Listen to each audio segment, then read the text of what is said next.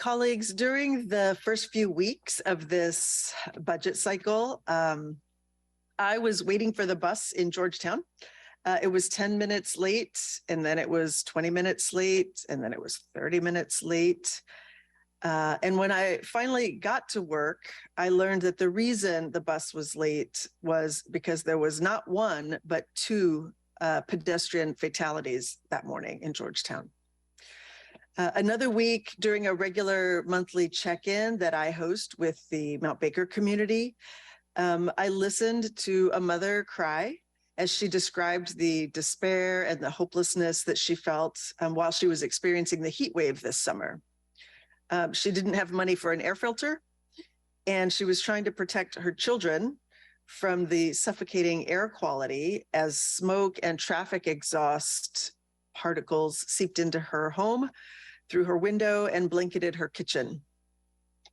The other morning, before our committee meeting, as temperatures were starting to dip and the wind was blowing, I stood over here at 3rd and James as the encampment was being swept, talking to people about where they were going to sleep that night, and none of them had an answer to that question. These are constituents of ours who are looking to us for real solutions to the challenges that they face. And I know that we all know that is the work that we're here to do, to deliver for the people of our city. As I've worked over the last couple of years with the Seattle Within Reach Coalition and with the Stay Housed, Stay Healthy Coalition, I've had the privilege of co-creating policy ideas alongside community members that would serve to improve the social well-being of our neighbors in the South End, but also across the city.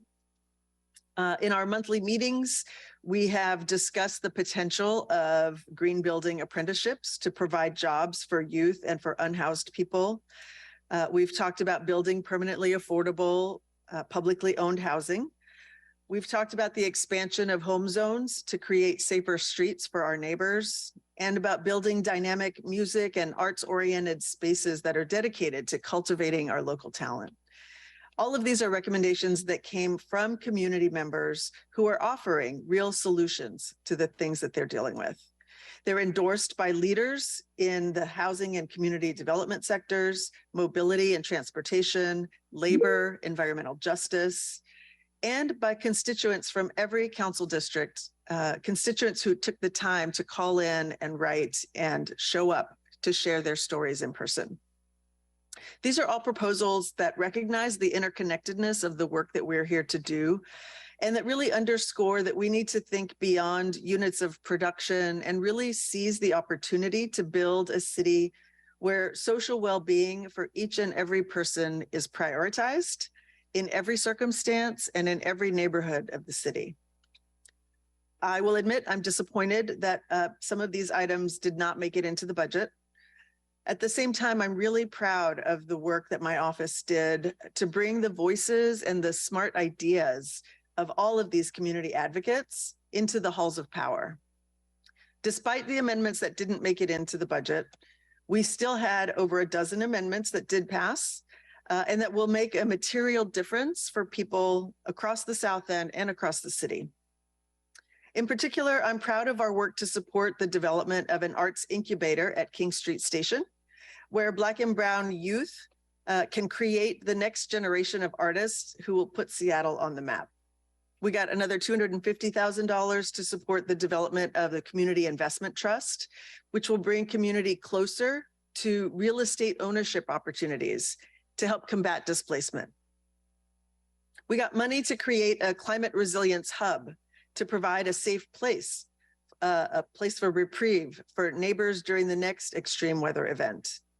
And we repealed the heating oil tax, something I've been trying to do for 3 years, which will save money for seniors on fixed incomes who live in older homes. We made tangible investments that will make transformative safety improvements on streets in the district with the most fatalities for people walking, using mobility devices, and cycling. The neighborhood safety model that we co-created with community in the CID and Little Saigon got funding for 2 street outreach workers who will provide on-the-ground support, de-escalation, and relationship building in the neighborhood. And we restored funding for the Seattle Neighborhood Group's Safe Communities program. We also provided inflationary increases for Rainier Beach's beautiful safe place for youth. And last, but certainly not least, we're protecting abortion access by providing $1.25 million to the Northwest Abortion Access Fund.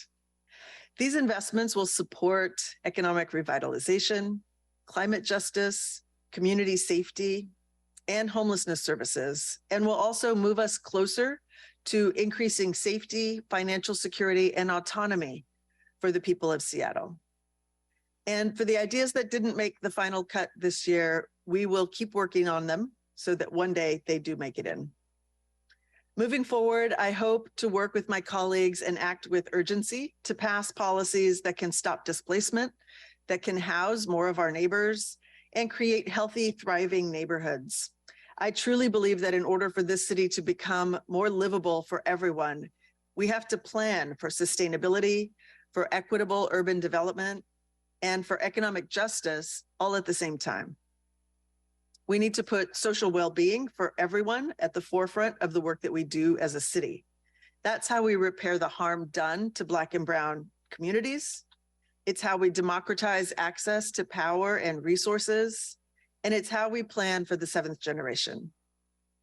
I'm excited to be voting for the budget package today, and I want to acknowledge that we have much more work to do. Finally, I do want to express my sincere gratitude to my staff, everyone who's come together to advocate for the budget that makes our city and our neighborhoods more healthy and more livable. And I want to thank on my team, Alexis Turla, Devin Silvernail, Imani Carey, and Evelyn Chow for their dedication to serving our district. I want to thank the members of each partner organization that we worked with over the last year. There's over 30, so I won't list them all, but they've been really important in helping us craft policy ideas and recommendations. To every constituent who called, wrote, stood in line for public hearings, and to the entire legislative department, our central staff, our city clerks, IT and central comms, our security team, thank you for being here. And to Yaya, who always has a smile at the end of some very long days. And I want to thank the Seattle Channel for making us all look good. And finally, I want to thank my colleagues. This work is hard and public cynicism is strong. But as Patricia Ireland said, you don't lead by pessimism and cynicism, you lead by optimism and energy. And I look forward to working with each of you next year to use our energy to build healthy neighborhoods and a healthy Seattle.